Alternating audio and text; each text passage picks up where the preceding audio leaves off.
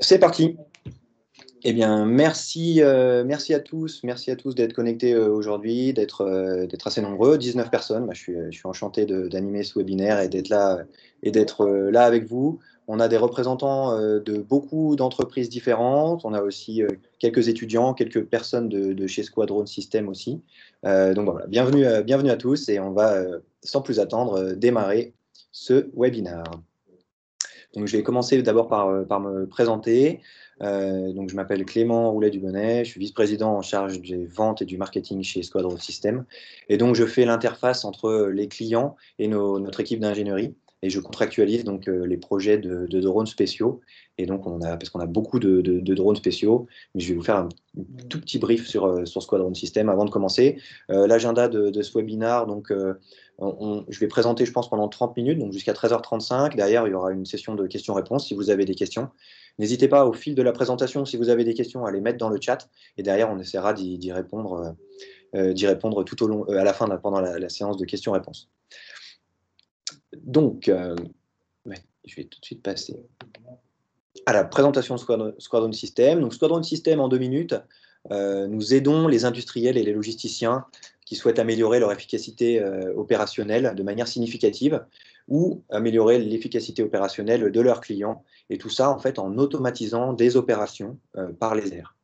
On est une équipe d'à peu près 19 personnes et on génère en moyenne 1 million d'euros de chiffre d'affaires. Et on a vraiment des clients 3 étoiles, des clients top class. Donc, on est ravis de travailler avec eux. J'en cite quelques-uns. On peut citer Thales, avec qui on travaille, avec Safran également, Michelin, le groupe Ardis. Bonjour aux personnes d'Ardis qui sont connectées aujourd'hui d'ailleurs. L'Université du Havre, le groupe Terne, le Vendée Globe cette année également. Voilà, et plein d'autres. Donc, on est ravis de travailler sur leurs thématiques spécifiques.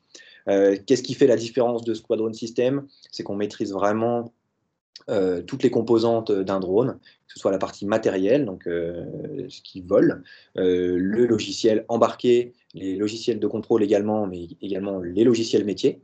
Dans le cas du drone RFID, vous allez voir, on a les 3 niveaux. Il y a également donc la charge utile, l'intégration de charges utiles spécifiques. Ce qu'on appelle charge utile, c'est souvent les capteurs et actionneurs dédiés aux applications métiers de nos clients et qu'on nous demande d'intégrer sur nos drones.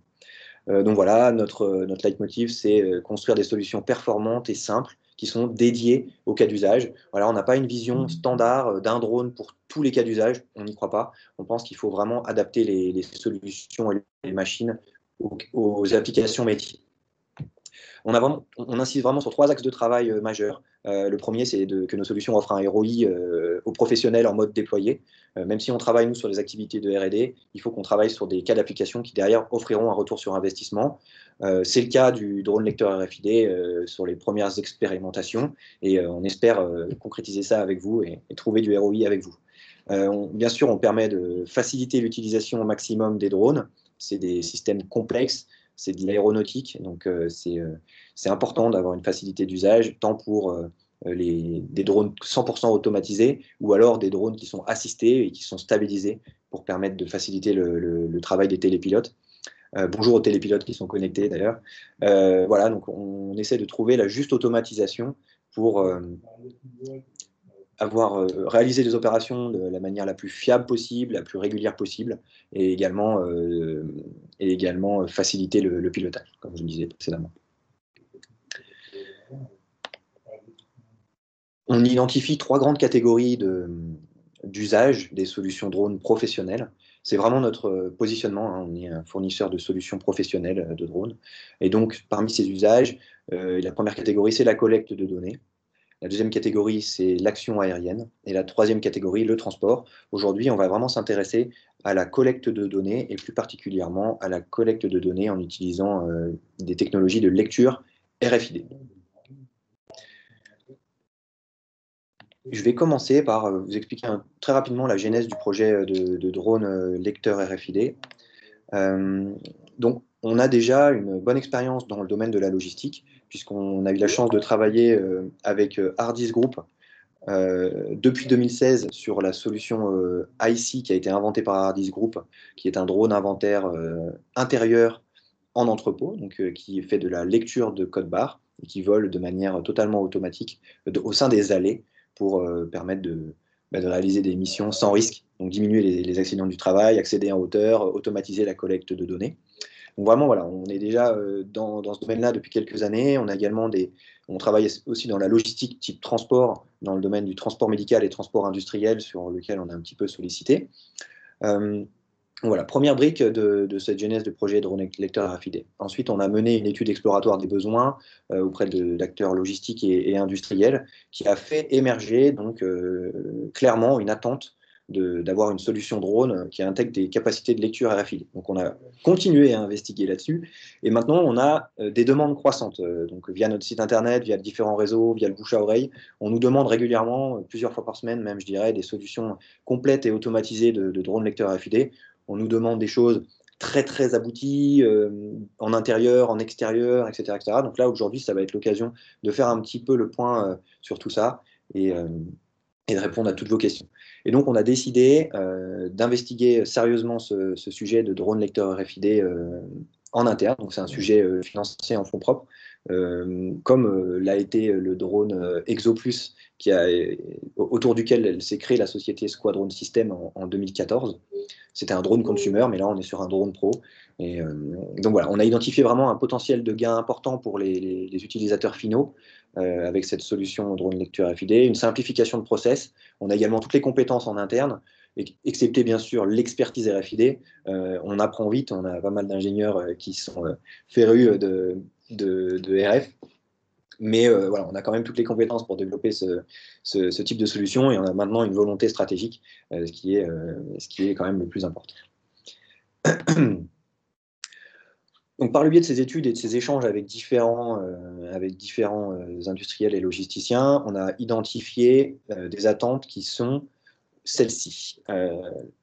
La première attente, c'est de savoir où se trouve quoi. Ça paraît assez simple, mais dans un WMS, dans un YMS, dans un ERP, être sûr qu'on a une fiabilité de données de à quel emplacement se trouve quelle unité logistique stockée, c'est vraiment important. Il y a également une troisième catégorie de besoins qui serait où se trouve quoi et dans quel état. Et donc là, on arrive sur du monitoring d'état d'unités logistiques stockées. C'est des choses qui avancent et qui progressent comme progressent les technologies RFID et les tags passifs notamment.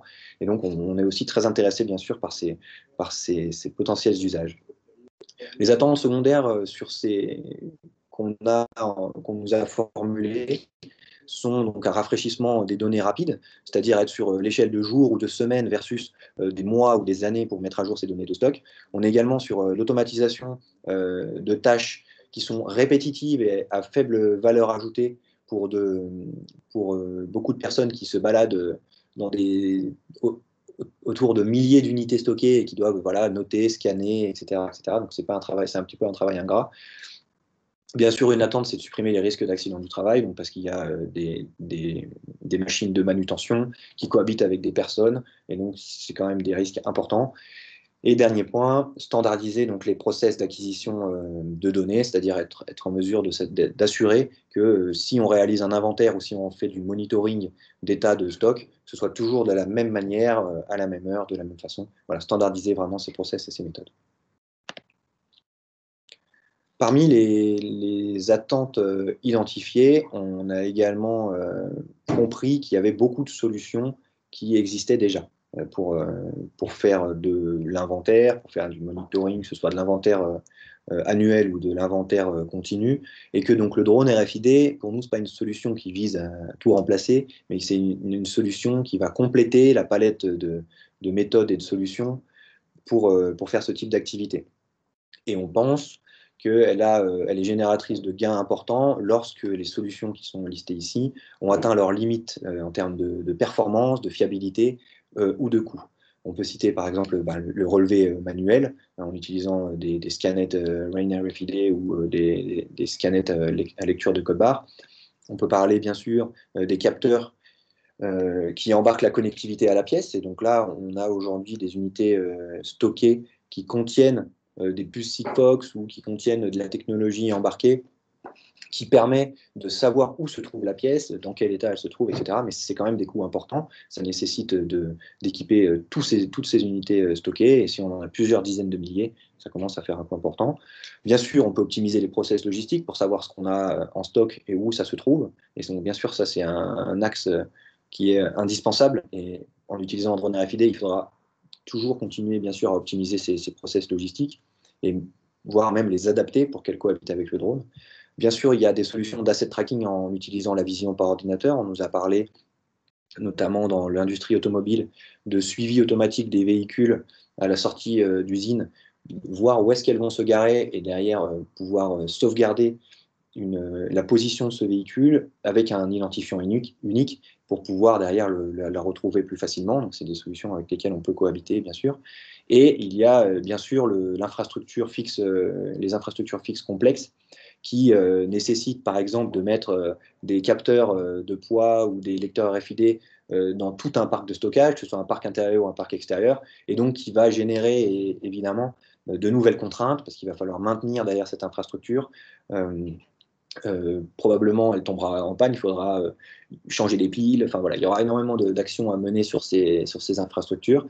Donc pour nous, le drone permettra, en complément à ça, de collecter automatiquement des données vraiment efficacement, avec une méthodologie constante, comme on a dit précédemment, plus rapidement, sans risque pour les hommes, sans batterie intégrée à la pièce, sans infrastructure fixe, et sera reconfigurable en fonction des évolutions des parcs de stockage ou des lignes de production, si on parle de lignes de production. Bien sûr, il y aura de la maintenance à faire probablement sur le drone, mais ce ne sera pas la même chose de maintenir un drone plutôt que de maintenir des dizaines de milliers de capteurs fixes. Donc voilà pourquoi nous pensons que ça a vraiment une valeur importante. On a déjà identifié différents cas d'utilisation à fort potentiel de gain qu'on peut adresser bien sûr aujourd'hui. Vous allez voir tout à l'heure, je vous expliquerai les modalités des POC qu'on propose pour aller tester notre solution existante dans l'environnement, dans de nouveaux environnements clients. Mais il y a également des cas d'utilisation qui sont un peu plus compliqués, un peu plus sophistiqués, et qui seront adressables à court-moyen terme. Et bien sûr, on est ouvert pour les discuter. Faire de la customisation, c'est notre métier, ça ne nous fait pas peur. Et donc, on est vraiment ouvert à ce genre de demande. Donc, pour ce qui est adressable aujourd'hui, ce sont clairement les parcs de stockage extérieurs pour faire du comptage et du relevé de position pour assurer la disponibilité des unités stockées quand on en aura besoin. Donc, que ce soit pour une livraison, que ce soit pour une action, une action en atelier sur un véhicule, par exemple, ou quoi que ce soit. Vraiment, on va pouvoir nous identifier et attribuer un identifiant unique, donc RFID, avec la position GPS de l'endroit où il a été scanné. Et donc ça, évidemment, ça pourra fonctionner dans le domaine de l'automobile, probablement les pièces détachées en amont des lignes d'assemblage dans l'aéronautique, mais également dans tout ce qui est chimie, pétrole au niveau des big bags, des stockages en big bag. On a bien sûr tout ce qui est baril et éléments, par exemple, de lignes de chemin de fer ou gros véhicules.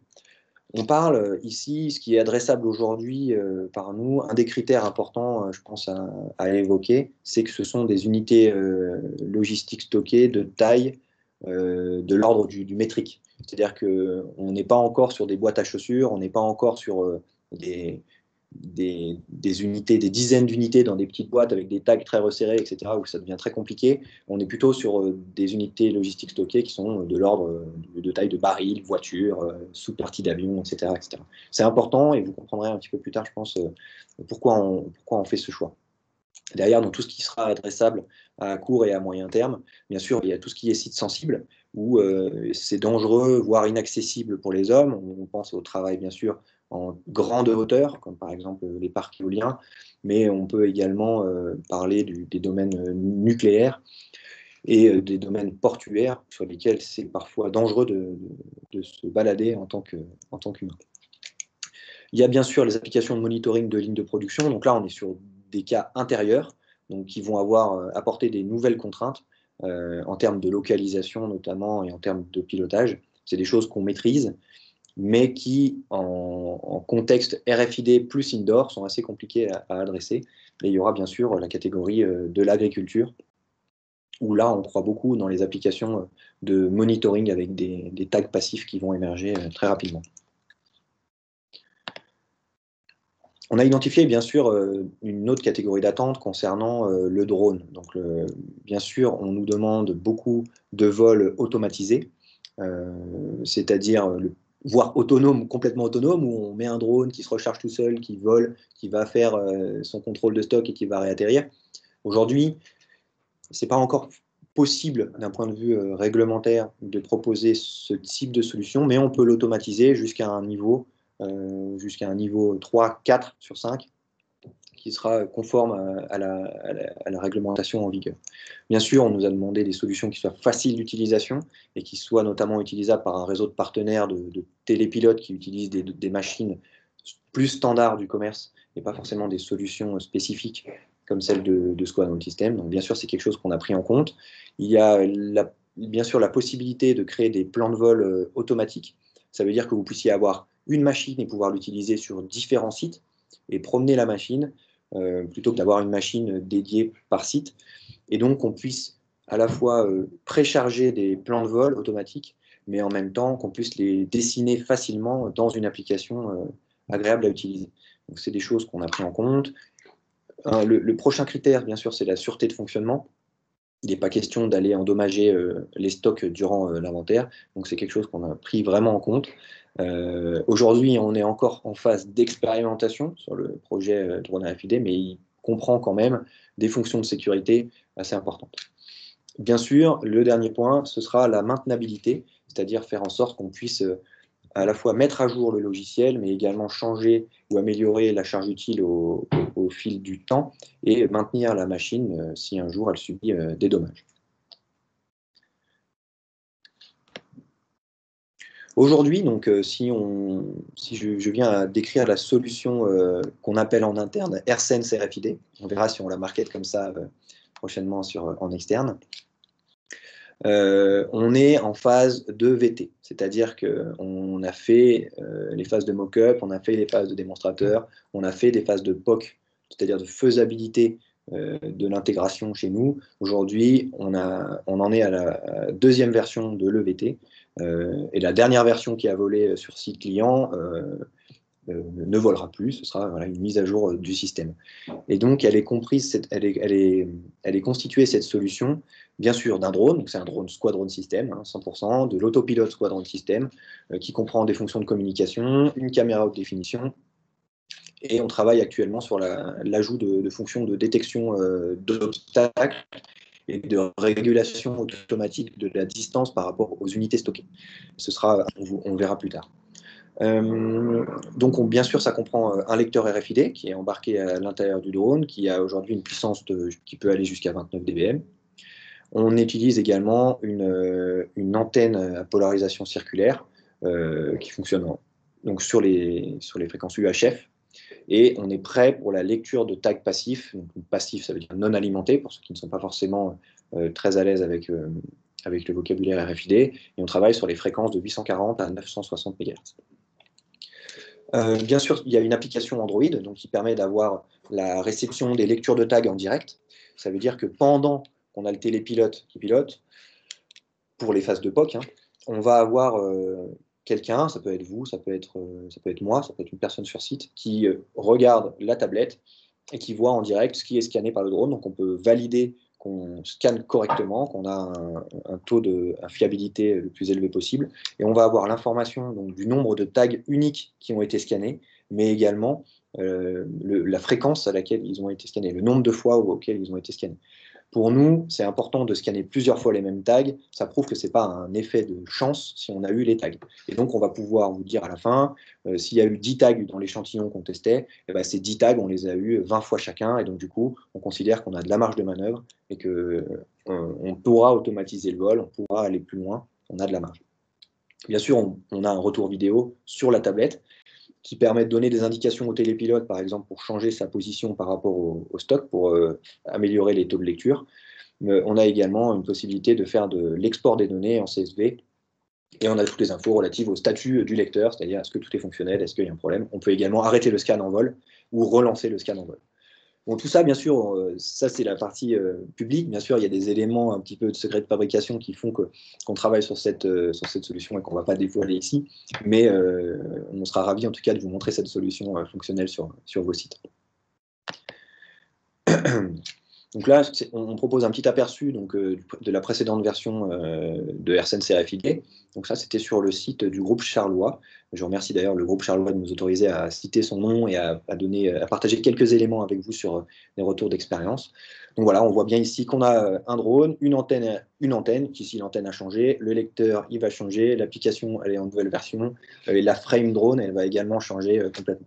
Donc voilà, en tout cas, on va dire que l'idée qu'on a de la solution, elle est bien claire. Un drone, une antenne, une application et faciliter au maximum le travail pour des télépilotes ou des industriels qui voudraient internaliser la fonction de télépilotage. L'enjeu sur l'époque et l'enjeu sur les expérimentations qu'on mène aujourd'hui, c'est de prouver qu'on arrive à une fiabilité de lecture de 100%. Et donc, le RFID, c'est capricieux. Ça veut dire que les unités stockées, la matière des unités stockées, l'humidité par exemple des unités stockées, la disposition de ces unités, si elles sont par exemple sur 2, 3, 4, 5 niveaux, ça impacte fortement les taux de lecture. Ça veut dire qu'il faut quand même qu'on ait, entre guillemets, une vue directe entre l'antenne et le tag, et qu'il soit idéalement sur le même plan pour qu'on puisse avoir un scan performant. Et donc, on va ajuster différents paramètres lorsqu'on va expérimenter notre solution drone de lecture RFID. On va bien sûr faire varier les types de tags, par exemple, en utilisant différents tags sur les mêmes unités stockées. Et selon les paramètres des tags qui vont être utilisés, on va avoir des meilleurs niveaux de performance, ou des moins bons niveaux de performance. Ce sera à nous de trouver la meilleure architecture possible. Bien sûr, il y a les dispositions des tags. Ce n'est pas la même chose si on va les positionner en bas, si on va les positionner en dessus, si on va les positionner sur le côté, si on les positionne à la verticale, à l'horizontale. Ça va dépendre dans quelle matière également ils sont encapsulés. Il y a bien sûr donc, la disposition des stocks qui va avoir un impact, on en a parlé. Il y a le plan de vol, donc la position du drone et du coup l'orientation de l'antenne qui est aussi importante par rapport au stock, la vitesse à laquelle il va passer. Même si, heureusement, la RFID, on n'a pas besoin de rester normalement 10 secondes devant un tag pour qu'il soit tagué. On va taguer quand même à des fréquences qui sont assez importantes. Donc l'orientation de l'antenne, elle a une influence, mais également sa configuration. Et donc pour ça, c'est des choses qu'on va intégrer dans l'application. Aujourd'hui, on paramètre l'antenne et le lecteur en branchant le drone sur un ordinateur en atterrissant, et donc on peut les changer à la volée très rapidement sur site pour tester différentes configurations. Et là, on est en train de l'intégrer dans l'application. Prochainement, dans quelques mois, on l'aura probablement. Donc voilà, il y a vraiment un enjeu d'optimiser tous ces paramètres-là pour permettre une lecture. Et c'est pour ça qu'aujourd'hui, on a besoin d'aller se confronter au terrain pour pouvoir déjà tester l'attraction et l'attractivité de la solution, mais également vérifier qu'on pourra arriver sur des niveaux de fiabilité de 100%, qui est a priori un élément indispensable pour qu'on puisse envisager un déploiement et un développement produit complet. Donc ce qu'on propose aujourd'hui, c'est de faire des POC, c'est-à-dire d'utiliser la solution AirSense RFID sur un échantillon de votre stock en extérieur.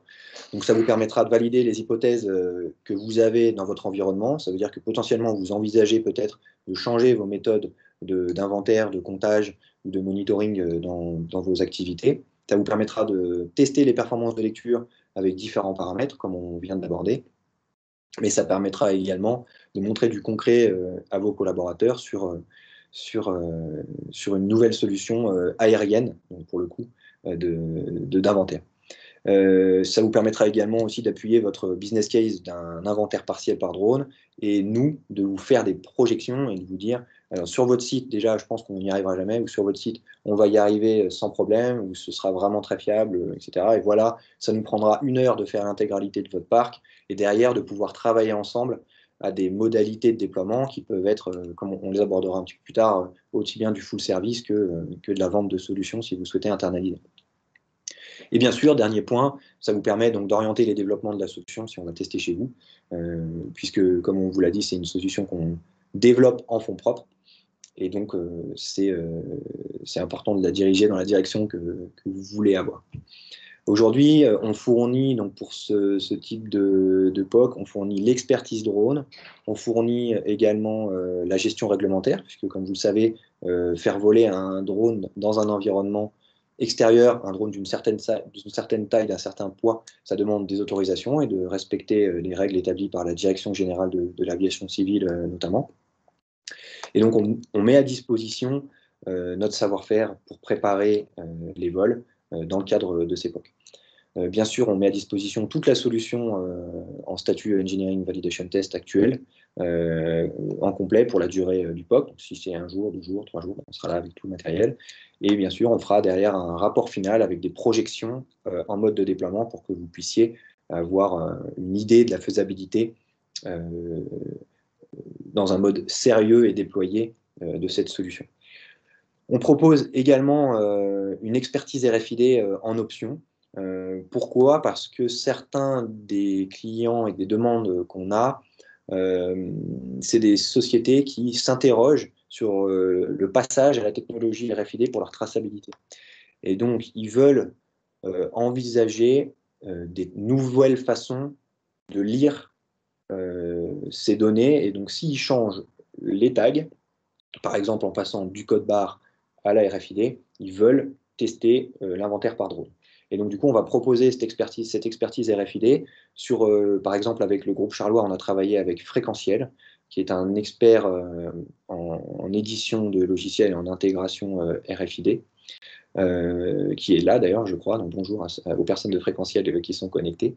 Et ils ont également fourni des tags RFID, donc de différentes technologies de tags, qui permettent de maximiser la fiabilité sur l'époque.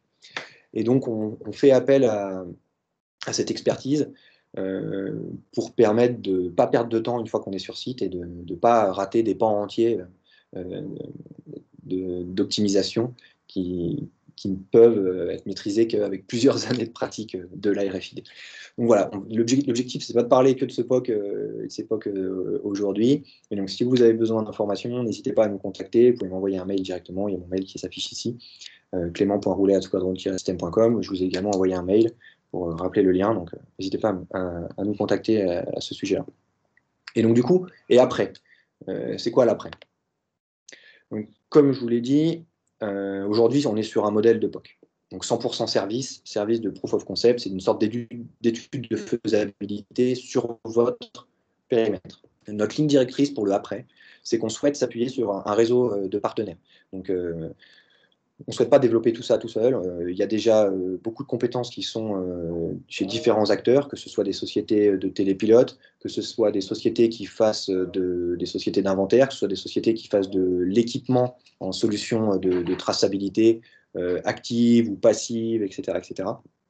Que ce soit des consultants également.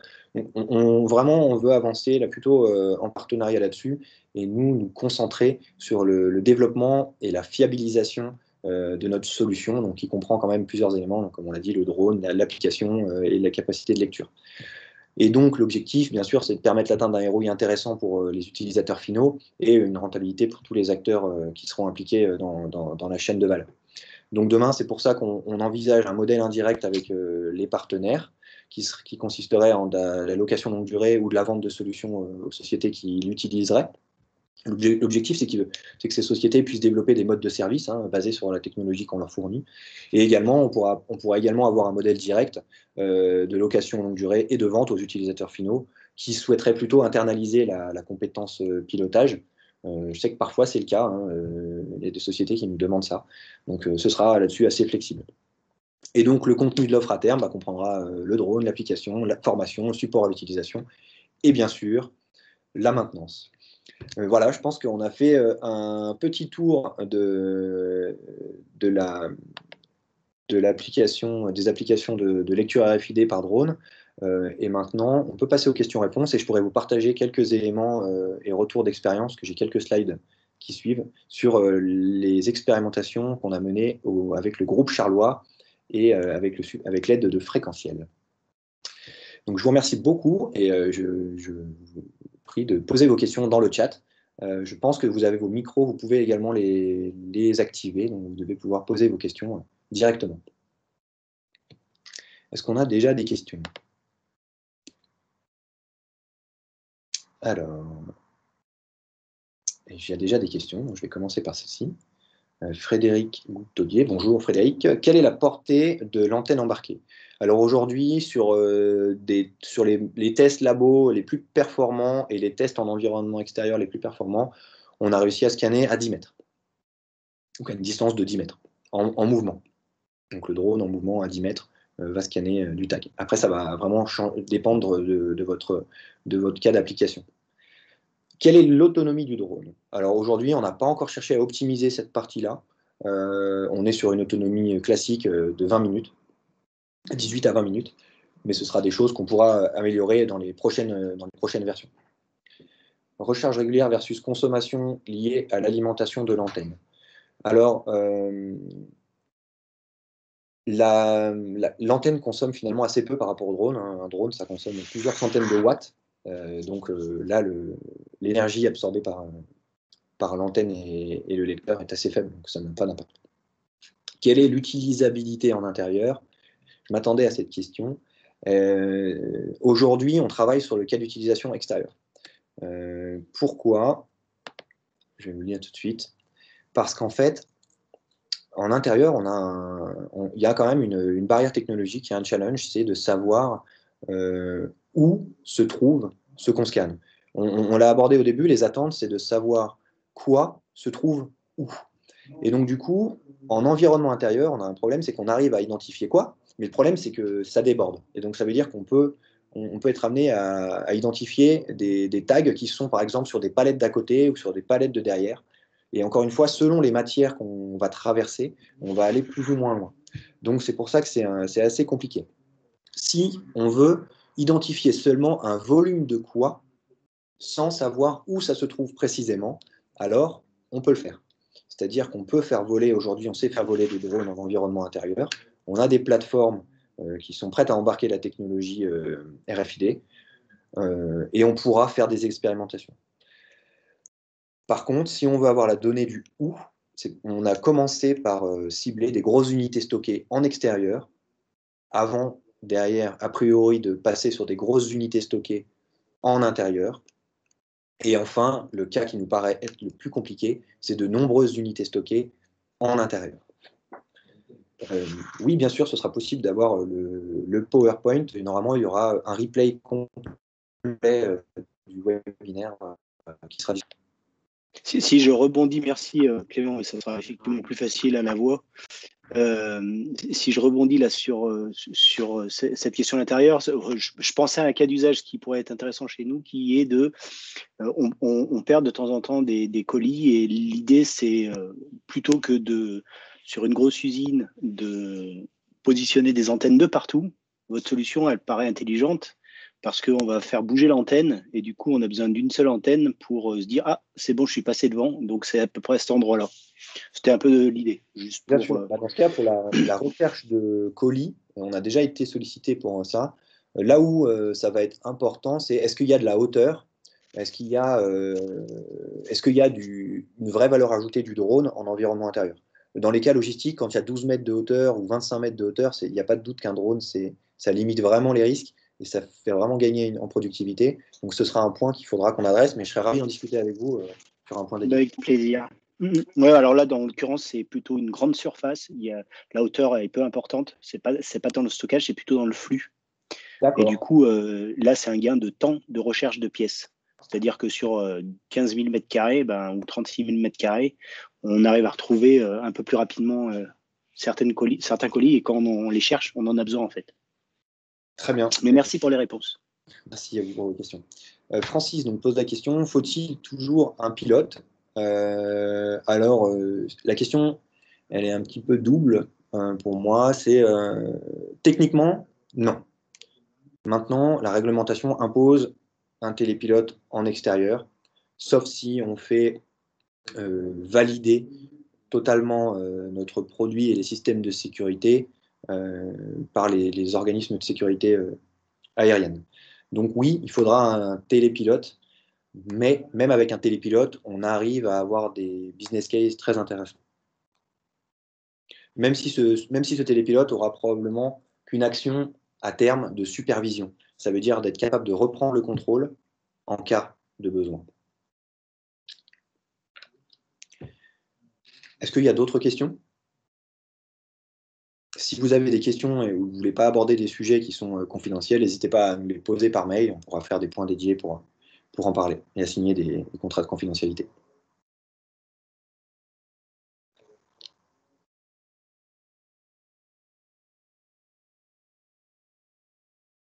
Je vais vous partager quelques petits éléments et peut-être que ça vous donnera des questions supplémentaires. Donc, je vais vous montrer quelques slides qu'on a donnés à notre client Eric Nazon, donc, du groupe Charlois, qui a accepté d'être cité, donc merci d'ailleurs, et qu'on a réalisé donc, avec Fréquentiel. Ici, donc voilà, typiquement un cas intéressant où on a des palettes. Donc là, c'est des palettes de chêne, donc qui ont une valeur importante et qui vont rester dehors plusieurs années pour sécher avant de passer dans la prochaine étape de fabrication. Ici, on va avoir 2 niveaux de palettes avec des tags qui vont être positionnés à ces niveaux-là. Et donc, on va tester différentes positions des tags, mais également différents types de tags et différentes orientations. Ça veut dire qu'il y en a qu'on va positionner de manière verticale, d'autres de manière horizontale. Et là, il y avait vraiment un élément important, c'est qu'on ne veut pas changer le process existant en profondeur. L'idée, c'est qu'il faut quand même que des opérateurs, des personnes puissent voir la traçabilité. Parce qu'on a envisagé, par exemple, de mettre les tags sur la partie supérieure de la palette, mais c'est quand même assez grand. Je pense qu'on doit être à plus de 3 mètres en hauteur. Et donc, ça veut dire que plus aucun opérateur n'aura accès à la traçabilité. Là, on a comme contrainte de garder une traçabilité qui soit visible à la fois du drone, mais à la fois des opérateurs. Et je pense que c'est un cas qu'on retrouve à de nombreux endroits, notamment dans le domaine de l'automobile, où on pourrait mettre des choses sur le toit, ou dans d'autres domaines où c'est important de garder cette double traçabilité. Ici, les vols, donc là, c'est une vue aérienne. Donc, on faisait des allers-retours en fait sur chaque palette, en un aller-retour, sur un échantillon de stock. Et le but, c'était d'arriver à scanner les 2 niveaux de palettes en passage de drone. Donc, il se trouve qu'on y arrive, mais dans des conditions d'écartement des piles de palettes qui sont plus importantes que celles qui étaient existantes. Ça veut dire qu'on était à 100%, largement à 100% sur le 2e étage, donc quand on était plus près du drone, mais qu'on n'était pas encore à 100% sur l'étage numéro 1. On était plutôt de l'ordre de 80 à 90%, et donc ce n'est pas satisfaisant pour pouvoir faire un inventaire complet. Donc là, parmi les recommandations, il y a un espacement et une réorganisation des piles qui a été préconisé. Voilà, on a fait des expérimentations avec différents écartements, etc., etc.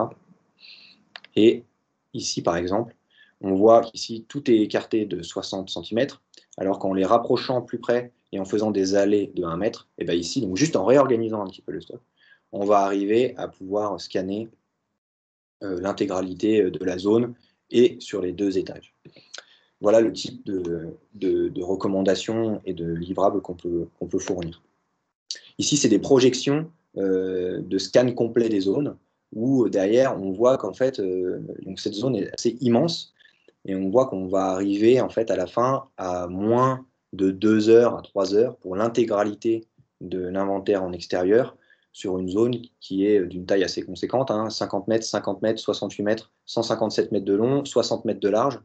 Donc ça, pour m'être baladé à l'intérieur du parc, je pense qu'il faudrait plusieurs jours, peut-être même à plusieurs personnes, pour arriver au bout de cet inventaire. Ici, en automatisant le vol de drone, bien sûr sous réserve que ce soit fiabilisé, que ce soit automatisé, etc., etc., on pourra mettre 2 heures en temps utile, c'est-à-dire en temps de vol.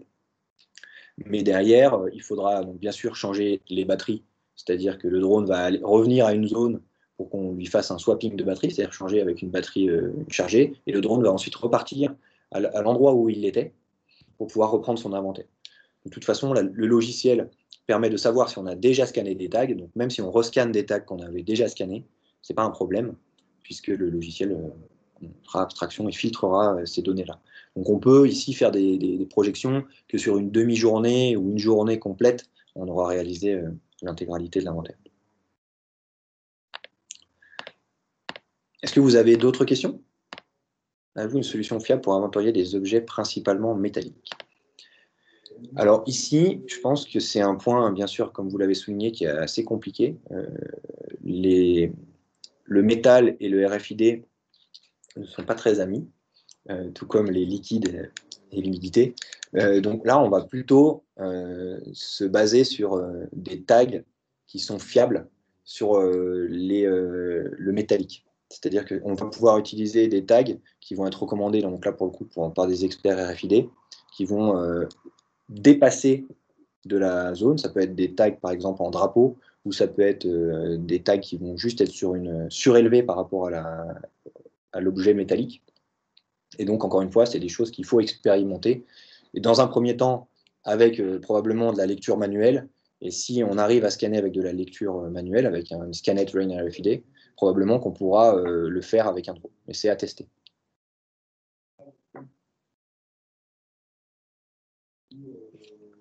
Est-ce qu'il y a d'autres questions? Un ordre de grandeur de coût de ce type de solution. Aujourd'hui, je ne vais pas partager d'ordre de grandeur du coût de la solution parce qu'on est encore en phase expérimentale. Donc le plus grand poste, on va dire, c'est le temps homme qu'on passe dessus. Et les unités là qu'on a aujourd'hui, bah forcément, elles sont très chères parce que tout le développement est amorti sur une unité. À terme, ce sera à étudier et ce sera probablement, ça dépendra si on est en mode indirect, en mode direct, sur de la location longue durée, sur du service ou sur de la vente.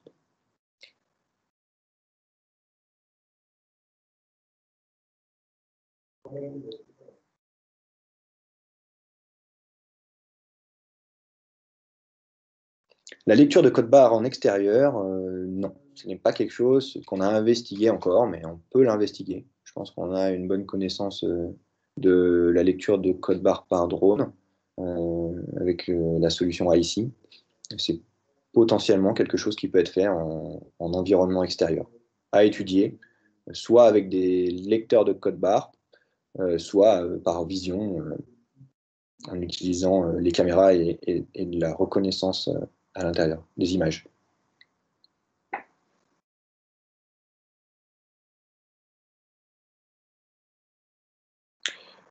Eh bien, écoutez, je vous remercie beaucoup de vous être connectés, aujourd'hui, et je vais clore quand j'aurai répondu aux dernières questions, je clorerai ce webinaire que vous retrouverez normalement, si l'enregistrement a marché, sur notre chaîne YouTube et sur notre page web dédiée.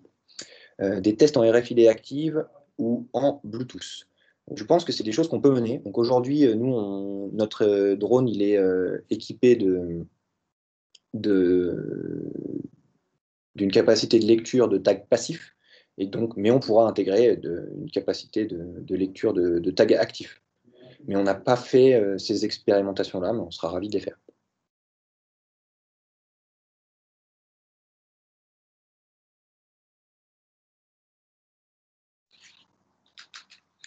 S'il n'y a pas d'autres questions, je vais donc mettre un terme à ce webinaire.